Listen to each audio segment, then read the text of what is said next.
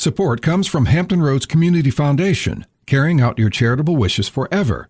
Whether it's helping shelter animals, feeding the homeless, enhancing the arts, or supporting students. Learn more at leaveabequest.org.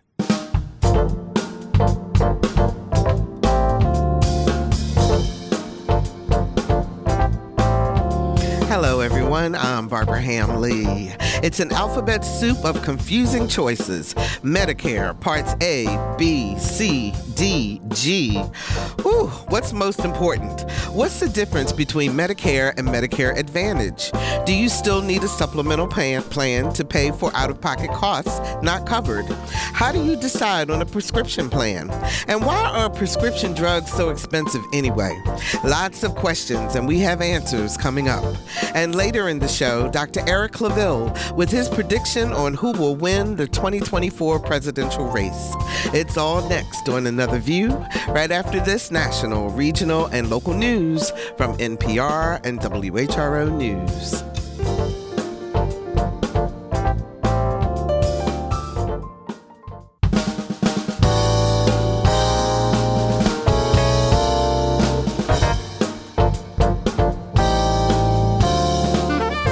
Discussing today's topics from an African American perspective, this is Another View. Welcome to Another View. I'm Barbara Ham-Lee. If you're looking for, first of all, happy Halloween for those of you who celebrate Halloween. There you go. If you're looking for a Halloween scare, we've got just the event for you. For the next 3 evenings, the Virginia Stage Company is bringing us Dracula, a feminist revenge fantasy, really. It's a revisionist take on Bram Stoker's legendary tale. Our Lisa Godley recently sat down with the director of this amazing play, Lisa Mowry, and soon we'll delve into the life of this woman of color born in Portsmouth, Virginia, who is making magical things happen on stage. So Lisa will be bringing you that story soon. We just ran out of time in today's show. Also, wanted to tell you very quickly that the City of Newport News is hosting a multi-departmental career fair, and it will take place on next Wednesday, November the 6th from 9 until noon at Denby Community Center, which is on Warwick Boulevard in Newport News. And they are connecting you with all different departments of the City of Newport News and job opportunities. They say job seekers of all experience levels are encouraged to attend. Attire is business professional. Attendees should bring multiple copies of their resumes. Now, this is free and open to everyone. And if you want to know more, you can call the Talent Acquisition Team at 757-926-1800. That's 757-926-1800. So it's a tradition on Another View. Political analyst Dr. Eric Claville and his prediction of the 2024 presidential election. Now that's coming up later in the show. But if you are 65 or older or care for a loved one of that age, then you know it's that time to begin to renew or start a new Medicare plan. There's some changes and things that you should know about before making a final decision. Joining us to explain and to also share some good news about lower prescription drug costs is Melissa Hurd. She's Regional Director of the U.S. Department of Health and Human Services in Region 3. Hello, Melissa. How are you? Do we have our guest? Okay, while we're waiting to bring her up, I'm going to talk to my co-host on Another View, Dr. Keith Newby. How are you? I am doing well. And yourself? I'm doing good. It's always a pleasure being here with you. Absolutely, and I'm so glad you're here in studio with me. I am very, very excited about that. Well, thank you. I appreciate that. It's always nice to feel wanted. So we're going to be talking about Medicare, and I'm hoping that we have our guest. Is she available, Melissa? Okay. Good morning. Hi. Good afternoon, everyone. How are you? I'm good. I apologize for that. We had just a little technical difficulty there, but we are glad that you are with us to help us navigate this whole Medicare Advantage, drug plan, A, B, C, D, E, F, G. X, Y, Z. So I will tell you, It's good Melissa. to be here with you. We, as a matter of fact, my husband and I just last night had a conversation with our broker about, our current plan and whether we need to change plans and so forth. So now is the season. But what is the major question that people who are either starting Medicare or are looking at comparing their plans for this year for next year compared to this year? What should they be asking themselves? Thank you so much, Barbara. It's a pleasure to be here with you, and I'm so glad you asked that question. The most important thing that people should understand is that their health care needs change over time, and so their plans needs change over time. We want people to be able to go to Medicare.gov, that's www.medicare.gov, and actually make sure that they are, in fact, choosing the best plan for them. And when they ask those questions, the three things that they should remember are cost, coverage, convenience, the three C's. Cost. Does this plan fit into my budget? Coverage. Does it cover what I need or my spouse needs? And convenience. Does it offer convenience? Do I have to go to a pharmacy, or do they order and fill mail order prescriptions? Those are the three things that people need to know.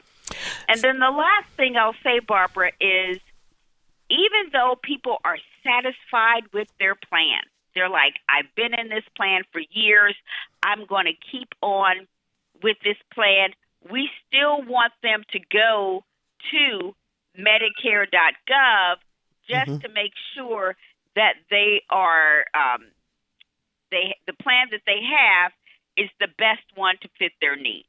So can you explain the difference between Medicare, original Medicare, and Medicare Advantage? Of course. So Medicare, original Medicare, was enacted as a safety net for hospital and medical. So those individuals who have a red, white, and blue card, red, white, and blue card, are probably on original Medicare. It covers Part A is in apple, and Part B is in boy. Okay, and what is Part A and what is Part B? Okay, I was going to say. Part A is hospitalization. So that means that if a person is 65, they're still working, they have something that goes on in their health where they need to go to the hospital, their current employer, because they're still working, will pay the primary, and Medicare Part A will cover the secondary. Part A is hospitalization. You can see that on your card. If you're looking at your card right now during this broadcast, you can see that Part B is your medical. That's your doctor's office visits, your lab visits, your outpatient visits. So if a person has Part B, then that covers your doctor's office visits. Part A, again, covers your hospital, in-stay, hospital, home care. Part B covers your medical. Okay. Now, Part C, Medicare Part C, also known as Medicare Advantage, covers everything that Part A and Part B covers. So, hospital and those doctor's office visits, but it also gives you additional coverage, such as dental, vision, and hearing. Those things are not covered by necessarily people who have just original Part A and Part B. So sometimes people choose Part C, Medicare Advantage, Part C, because they want those additional benefits. They may cover sometimes things like gym, going to the gym or silver sneakers exercise programs where people are trying to get healthy and they're walking every day at the mall or at the park, and then they have to put in their number of steps. Those are covered under Medicare Part C, Medicare Advantage. But with Medicare Advantage, hang on, Melissa, let me just ask you this. Okay, go ahead. So with Medicare Advantage, though, you have to use doctors that are within a network. Is that correct? Where original Medicare, you can go anywhere. Correct. So I give examples, Barbara. Medicare Advantage, when you are in a Medicare managed care plan, which is Medicare Part C, Medicare Advantage, you will be tied to a network. So when you go to a Medicare Advantage plan, you may have to get a referral to go to a specialist. Okay. You'll have to get a referral to go to a particular provider. Under Medicare Part A and Part B, you won't get that referral. However, the Part A and Part B is adjusted for a cost sharing. So Medicare pays the 80%. You, the beneficiary, will pay 20%. Now, if you're talking $100, you will pay $80. I'm sorry, the Medicare will pay $80 and you will pay $20. That doesn't seem like a lot of money. 80% for Medicare, 20% for the beneficiary. Of that example that I just gave, $100, 80, 20. But when you talk about a large cost, let's say $1,200, $1,500, Medicare pays the 80%. You, as the beneficiary, will pay the 20%. Mm-hmm. And sometimes those costs can rise depending on the coverage you have. Now, if you were in a Medicare Advantage plan, that cost would be covered by your Medicare Advantage plan. Okay, but you can also buy a Medicare gap insurance to cover that 20%, correct? That is correct. So let's talk about costs with the Medicare gap or a Medicare supplement plan. Let's say a person has just the red, white, and blue card. They only have original Medicare, which means that Medicare will pay 80% and the beneficiary is entitled to pay that 20%. If they choose a Medicare supplement plan, that supplement will cover that 20%. But there is a cost associated with it. For example, Social Security understands how many quarters that you've worked and how much you're entitled to with your Medicare.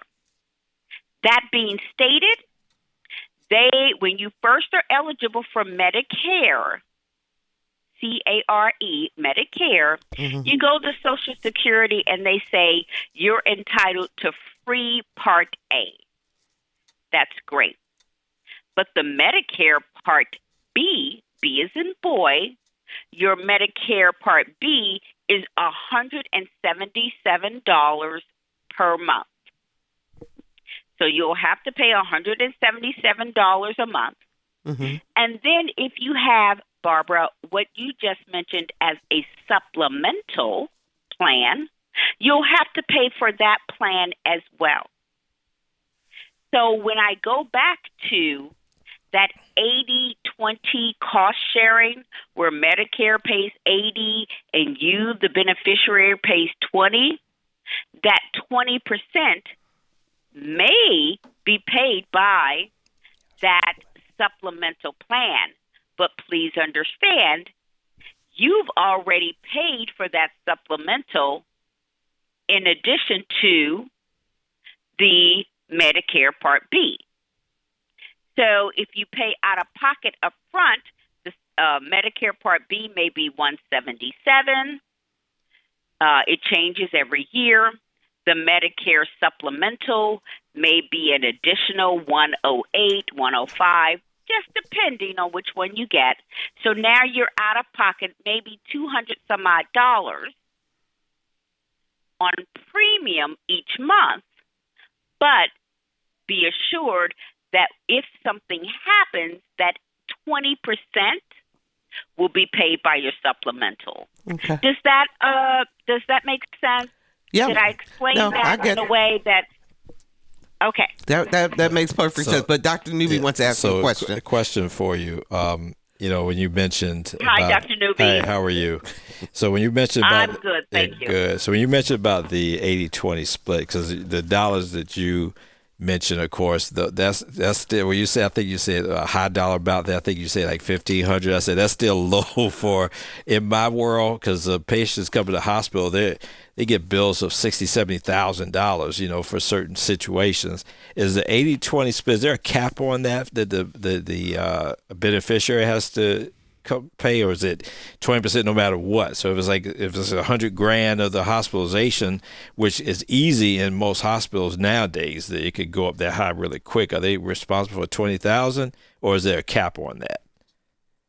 There's no cap, as I understand it, Dr. Newby. Okay. It's 20% out of pocket. Okay. So that's why people do get those Medicare supplement, or what's called the Medigap plan. Gotcha. As I just mentioned, where that 20% is covered by someone else.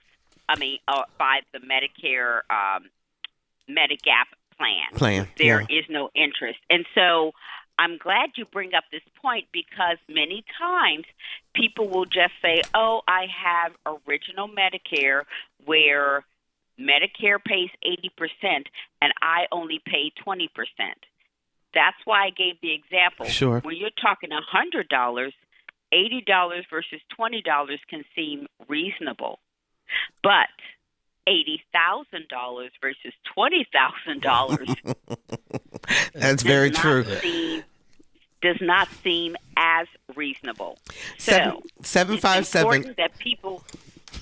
I'm sorry, just hang on 1 second, Melissa. 757-440-2665 or 1-800-940-2240 are the numbers to call to join our conversation. What questions do you have about Medicare and Medicaid, Medicare and Medicare Advantage? And we're also going to get to the drug coverage before we move on to our next topic. So while the phones are lighting up there, let me ask you this, Melissa. What happens if you have Medicare Advantage and you cannot get the services you need within the network?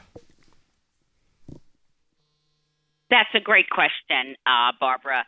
In terms of Medicare Advantage, it's important for people to recognize and understand what their needs are. Mm-hmm. We are right now in the Medicare open enrollment period. It started October 15th and it runs through December 7th. And so that's for people who are currently in Medicare to sign up for a plan that is best for them. And we have resources available. One is www.medicare, medicare.gov. Mm-hmm. One, www.medicare.gov. People can go online and they can put in their prescriptions, put in their needs, and they can do a side-by-side comparison.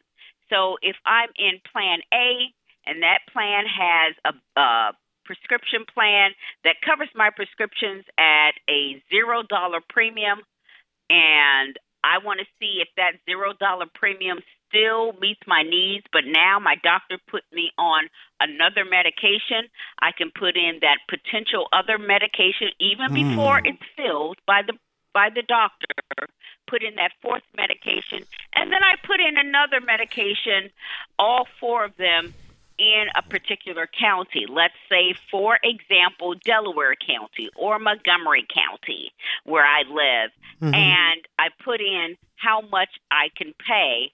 If it's not $0, maybe it's $10, and I put in that, they'll give me a side-by-side comparison of which plan is best for me, which plan covers my particular prescriptions, including the addition of the new drug, and if those drugs are mail-ordered, or do I have to go to the pharmacy to pick them up?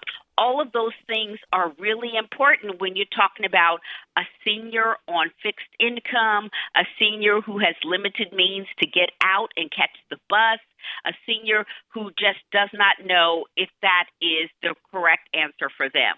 So, yes, Barbara, to your point, we want people to be able to look at their coverage, see what's happening in their particular county or zip code, and when they look at that, see what the best plan for them. And then the final thing I say is for those individuals who are not savvy with the computer or who don't have someone to advocate for them, hopefully they have received their Medicare and You handbook.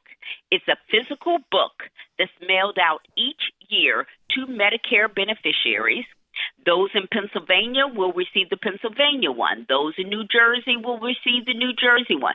Those in Virginia will receive the Virginia one. Those in West Virginia will receive those. Okay. So it's state specific. And in the back of that handbook is the physical copy of all the Medicare Part C plans that are offered in their area. In that area there. Our phone lines are lit up, so I want to get to the phone because we've only got about 10 minutes left in this conversation. Let's talk to John in Virginia Beach. Hi, John. You're on the air. Hi, Barbara. Great show. Thank you. Hey, listen, the real question comes down to those of us who are military retirees and have TRICARE for life in addition to original Medicare. Obviously, Part A, Part B, and then TRICARE for Life covers my prescription drug benefit.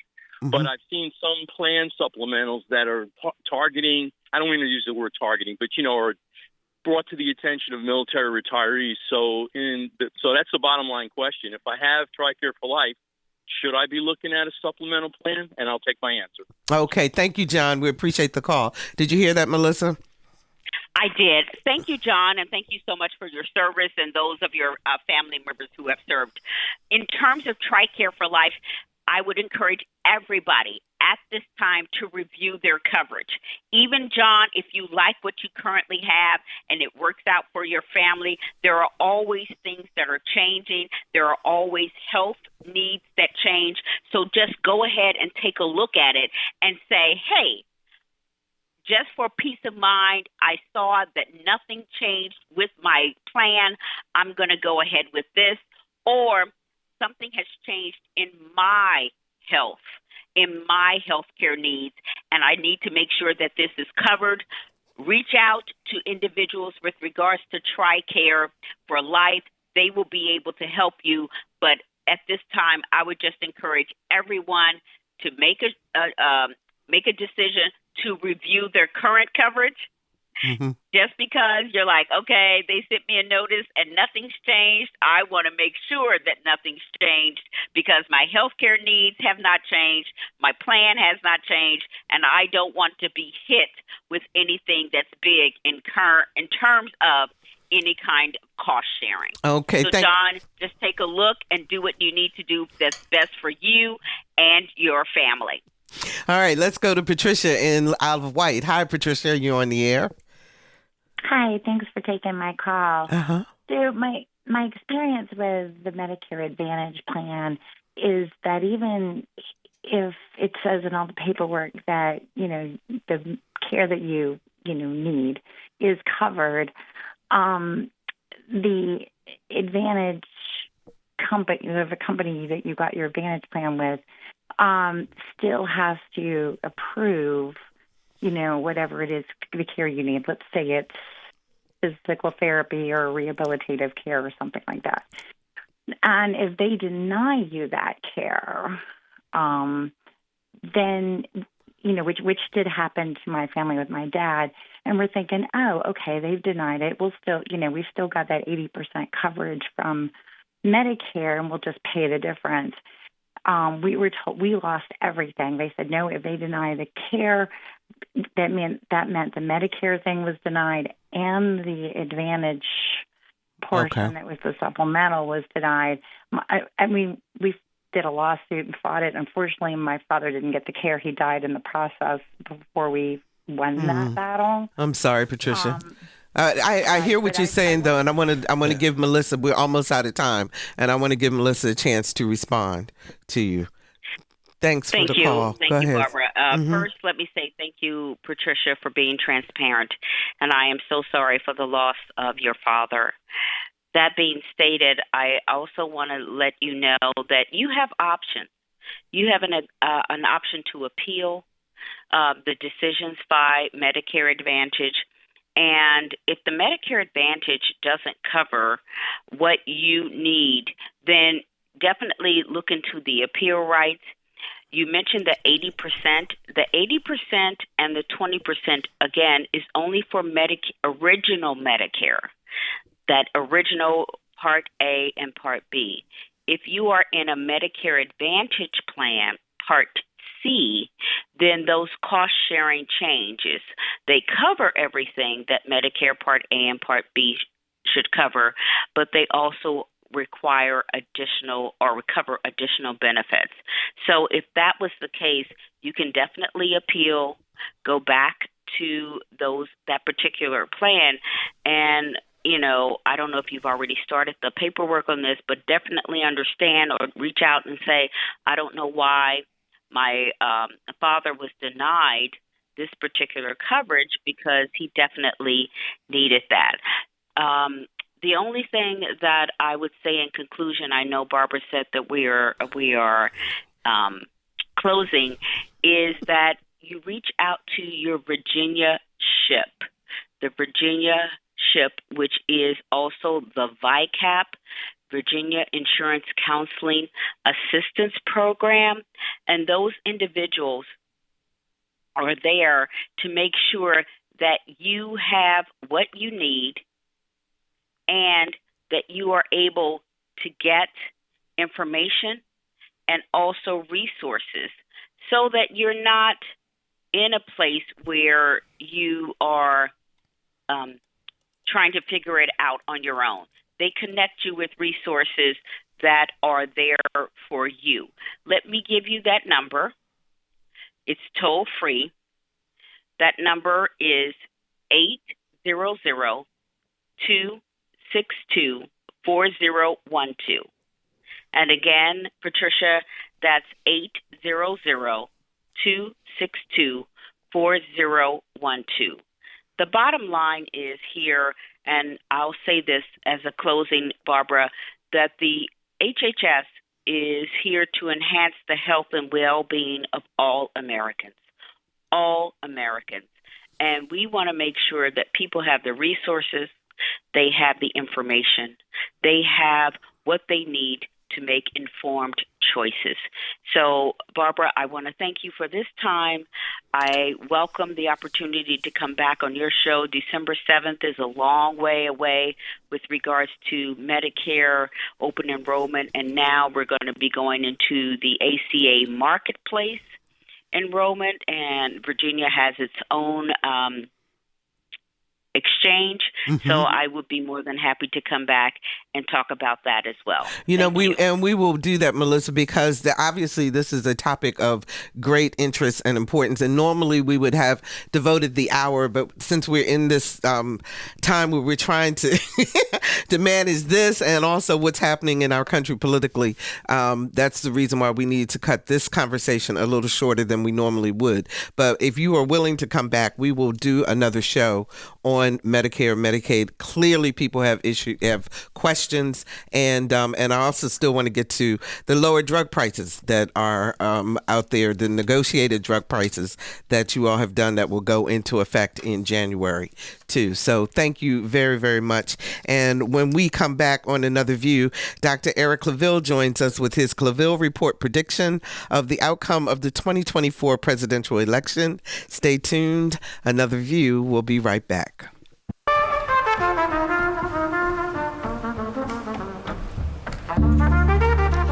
I'm with Marcellus, and you all are checking out Another View. Don't go anywhere. Check us out.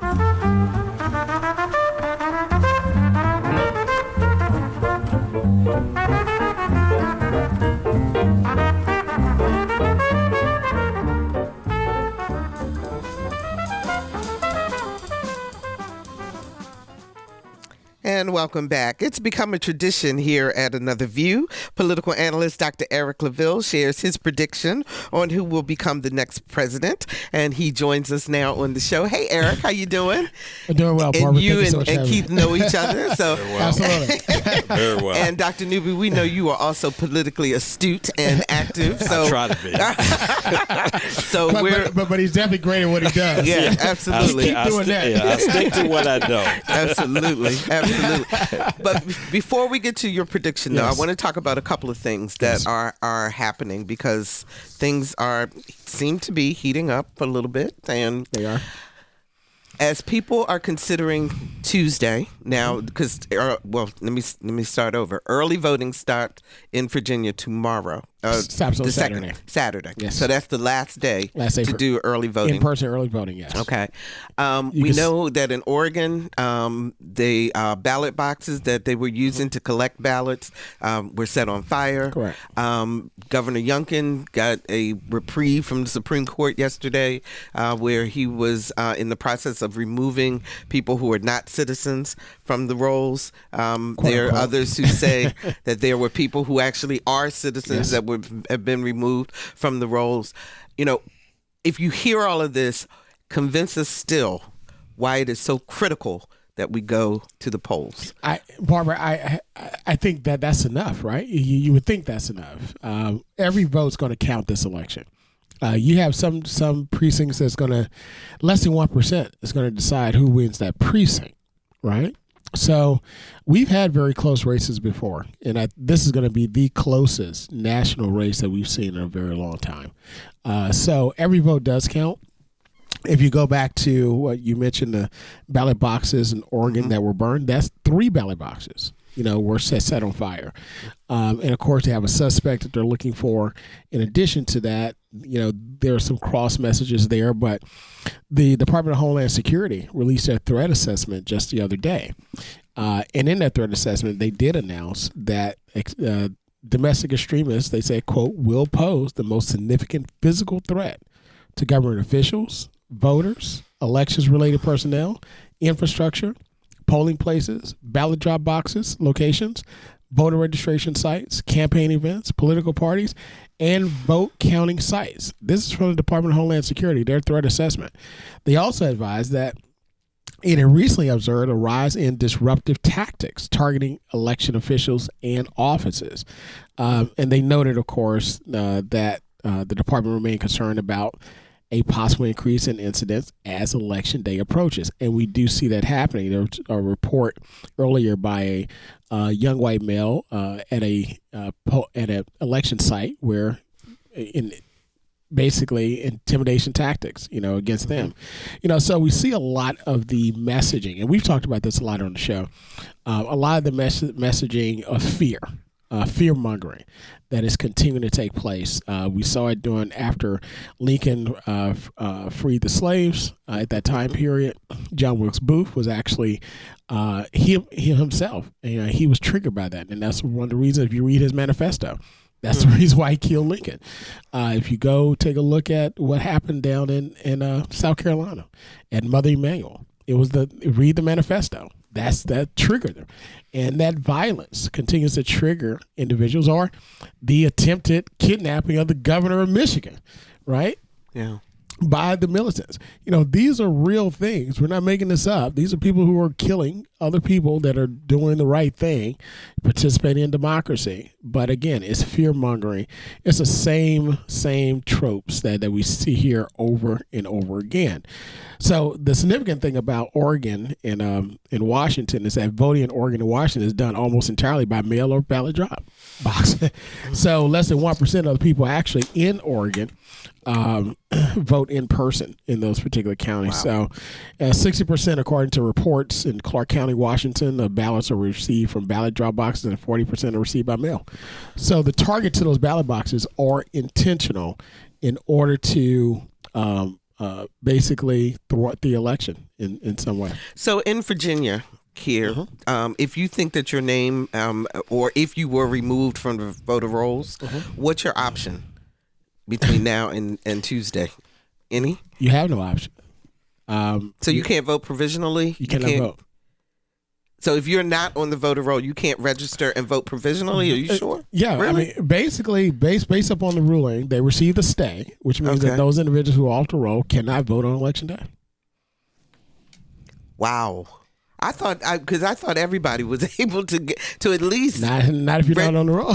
re-register, but Virginia does have day of registration, correct? Right, and you can file a provisional ballot, right? Is that correct? And a provisional ballot does what? Well, provisional ballot basically allows you to vote, and then you have to come back and prove that you are a registered voter or that you basically can vote in that election. Right, okay. but if your name has been removed and you're voting to say, hey, I can vote, they're going to go back and look. No, you're not, because we took you off the roll. So you have to re-register. Right. Okay, got you. Okay, go ahead, Keith. I'm just amazed at this. The only question I want to ask is, how do you get to a ballot box to burn it? Because if it's done like it's supposed to be, you shouldn't have access to it to burn it. That's true. So it's a very secure box, very similar to our U.S. mail system. Yeah. However, there's an incendiary device that the individual placed inside of it. Yeah, they threw it how in did they there even get to that? Because it sits on the street. Yes, it's on the street. Yeah, it just sits on the street. Yeah. Yeah, this is the ballot. So in other words, in Oregon and in Washington State, if you fill out your ballot, you can just pull up, drop it in, like you're dropping it in the mailbox. But it's in what kind of stuff is that? We're not going to talk about other states and how they vote. That's what they do. I'm just asking a question. I mean, because like when you go here, I mean, they got that stuff long lockdown. Yeah. Absolutely. I mean, given the climate that we have, I mean, this is like it was, 15 years ago. This stuff has gotten kind of interesting. But here's what I want to ask you as a physician and so forth. The stress levels, because people don't even, they may not even realize, they say, oh, I'm not political, oh, I'm not into that. But there's still a level of stress that's going on in our country right now. What do you suggest folks do to kind of keep it all in perspective? Do what you need to do, go vote, but keep it in perspective. Turn your TV off. I mean, I hate to say it, but the issue becomes is when you watch things, just think about radio, TV, Now don't say another view. Well, you know what I'm saying. But when you, it's like the message that's sent is what strikes people's hearts.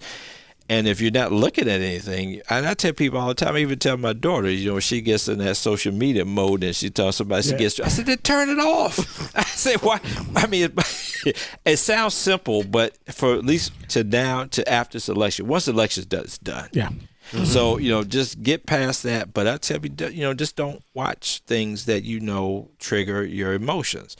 I mean, I think as a doc, we've learned nothing troubles my heart. I mean, as long as I know there's a nuclear bomb not about to blow me up, I'm okay. Mm-hmm. But it's just other people, they have different, kind of abilities to deal with stress. So, Eric, will we know Tuesday night? We will know, the answer is yes and no. Here's why I say this, because this election is really going to fall based upon a handful of states. We call them battleground states, swing states. So we've heard that term in our media, so we kind of understand it. But for those that are listening, swing states are states that can swing the election one way or the other, right? Mm-hmm. We have 50 states within our union that vote that part of the Electoral College. With that being the case, we kind of know where some states are solid. We know California is going to go Democratic because how they voted, population-wise. We know that the state of New York is going to go Democratic. We know that the state of Alabama and Mississippi, they're going to go Republican, right? Because they have gone that way over the course of time. So what about Virginia? Well, Virginia has actually now become a reliable blue state, especially since Obama's election. So we're no longer purple. We're no longer purple. We're solid blue. So solid blue. And again, that's because of what we've seen happen. Hampton Roads is the center of political power. We see the number of African Americans who are leading the General Assembly here. The number of African Americans that are actually representing the number of districts that we have here, outnumbering non-African Americans. We also see in Northern Virginia, which has seen an influx of college-educated individuals that live there, that work in D.C. or Maryland, wherever the governmental agencies are. In addition to that, we also see the Virginia Legislative Black Caucus increase primarily because of those mixed districts in Northern Virginia where they're not primarily African American, but they are mixed, but they elected African Americans or blacks to represent them. So, we're seeing, because of that, in part, we're seeing Virginia become that particular blue state. As a matter of fact, polls do show, and I would also predict that Virginia will go for Harris in this election by at least 5 percentage points. Okay. All right. We're ready for the big prediction. and I want to know Are you? I don't know if I am or not. Yeah, no, but listen. I want to stand by the door. But no, I do want to know. Now, first of all, your track record has been very solid. Yeah. But I want to know your prediction, and I want to know why. Gotcha. But before so 2016, you predicted correct? Yes. Sir. Okay.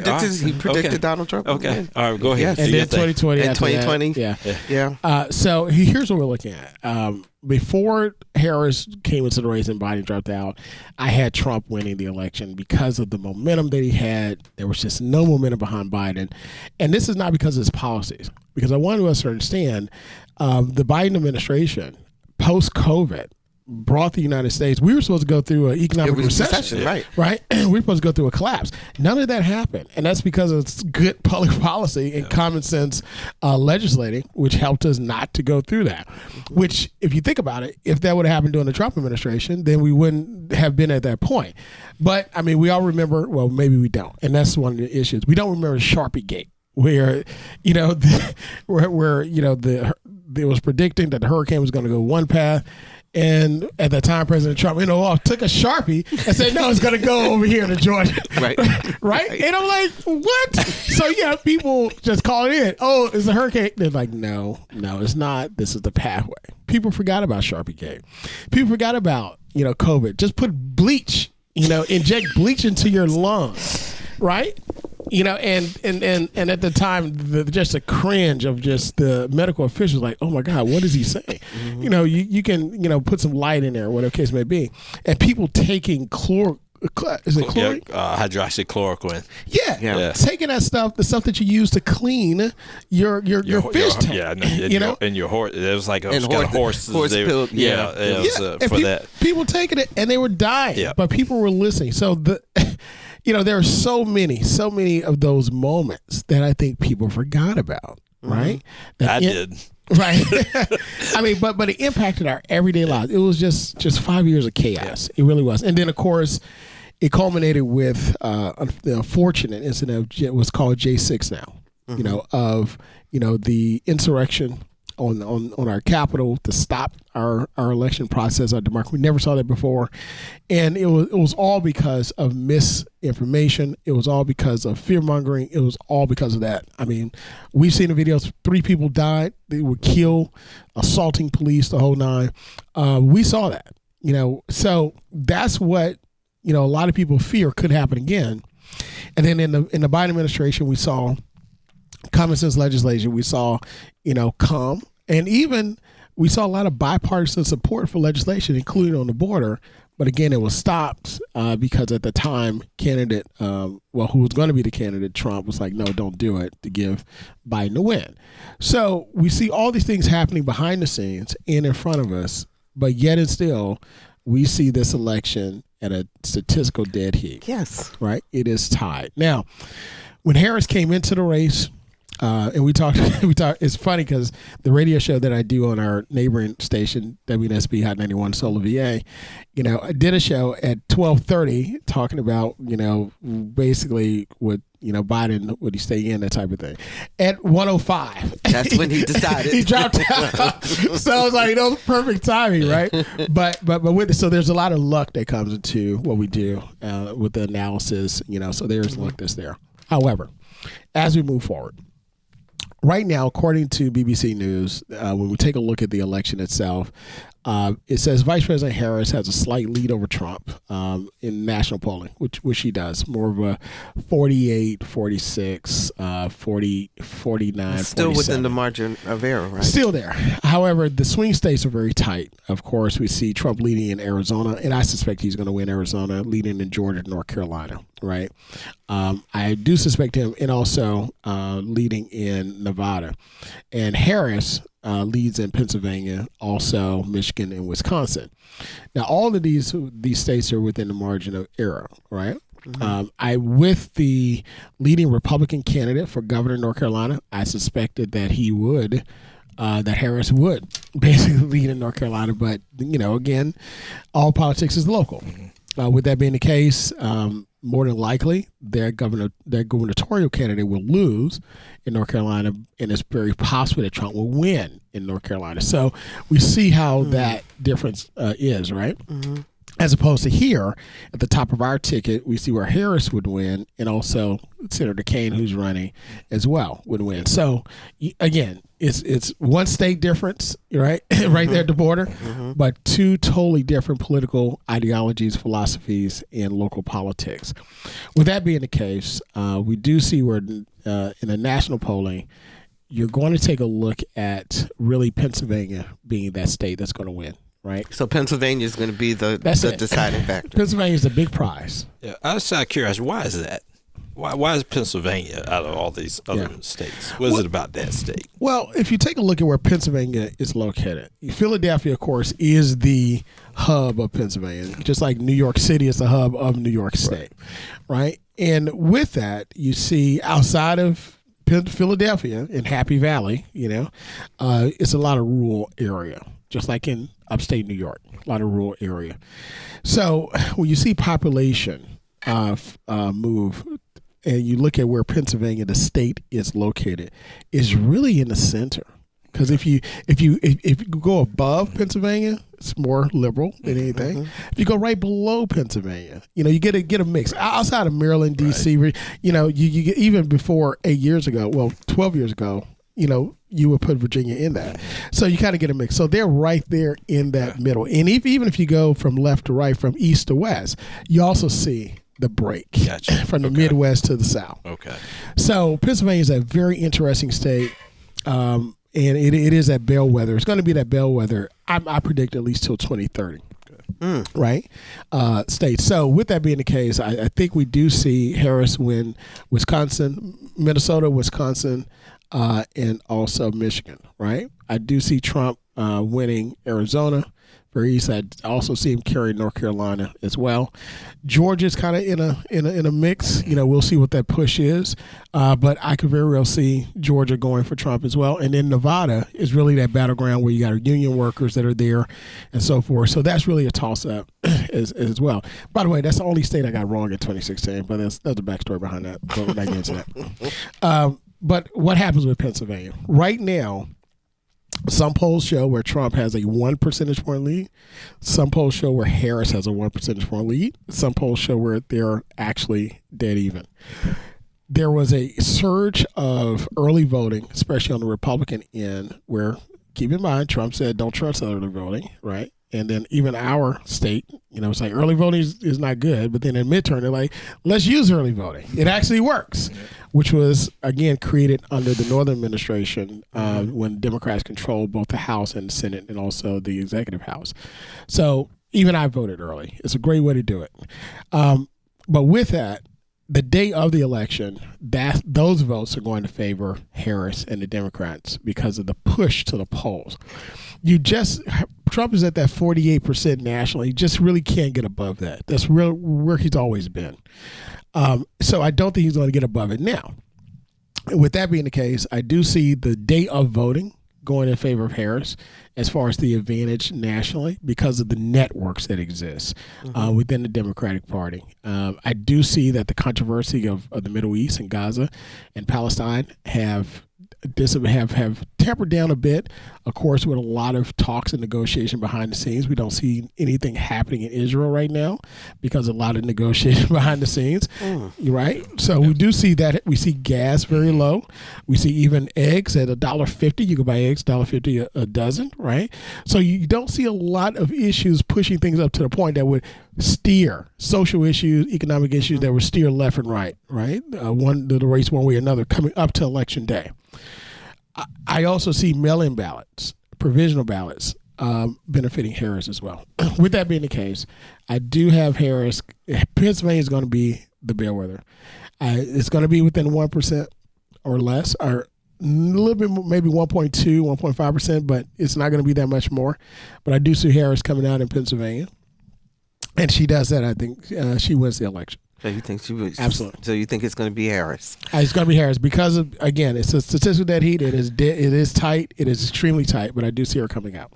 So with that being said, if that happens, do you think that the Republican candidate will concede?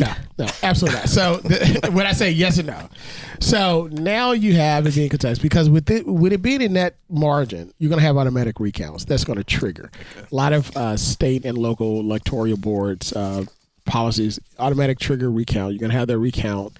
Usually in a recount, whoever is ahead, they're going to be more ahead. This is not the era of the hanging Chad, right? Yeah, 2000, Bush, Gore, that. Right? So, that's how we and I want to ask you this, Eric, because we got about 2 minutes left. With the makeup of, when you bring up the hanging Chads, it reminds me, with the makeup of the Supreme Court, if this had to be decided Trump with wins. Absolutely. Well, the question is, could there be a case made to take it there? Potentially. Listen, you can create any with this court. You create any idea, and they'll take it and make it fit. But let's just hope it doesn't go to the Supreme Court because it's very, very biased and swayed. As far as that side of the court. Yeah, that's a shame. All right, well, last 2 minutes left. Actually, 1 minute left. Convince people to vote. Make sure. Listen, a lot of people, a lot of those that have come before us have died. Because of this, they put their lives on the line. It wasn't until the 15th Amendment, men's suffrage, 19th Amendment, women's suffrage, where all persons, black men and white women, black women, all women had the right to vote. We had to amend the Constitution for this. That wasn't too long ago. Make sure when you vote, exercise your right, but also you honor those that laid their lives down for you. Absolutely. Keith, you get the last 30 seconds. Well, I would just say that I tell everybody all the time, you don't complain about things going on in this world, and then you say you don't want to vote. I don't even listen to people when they say they didn't vote because there's no reason not to. And you have early voting now. I voted early. My wife voted early. You can vote. You can go and do it easy. It took me literally 10 minutes, if that long. So I don't want to hear the lines. Go vote. Absolutely. Well, you heard it, folks. Please go vote because, predictions and polls abound. But the bottom line is no one knows until all votes are counted. So your voice is important. So have you made your plan to vote? Early voting in Virginia and North Carolina ends on November the 2nd. So if you plan to vote early, time is running out. So that leaves you, today's Thursday, that's Friday and Saturday. After that, Election Day is November 5th. Please, no excuses. Go vote. Your voice matters. Next week on Another View, Dr. Eric Claville comes back with us with complete analysis of the outcome, and we'll find out if his prediction comes true. Our theme music is an original composition created especially for Another View by Jay Sennett. Lisa Godley is our show producer. Victor Bowen is in the house. He's our audio engineer today while Jordan Christie takes some time off. And Dr. Barry Graham answered our phones. Do your civic duty. Please vote. Listen to Thriller because today is Halloween, and let's get together again next Thursday at noon for Another View.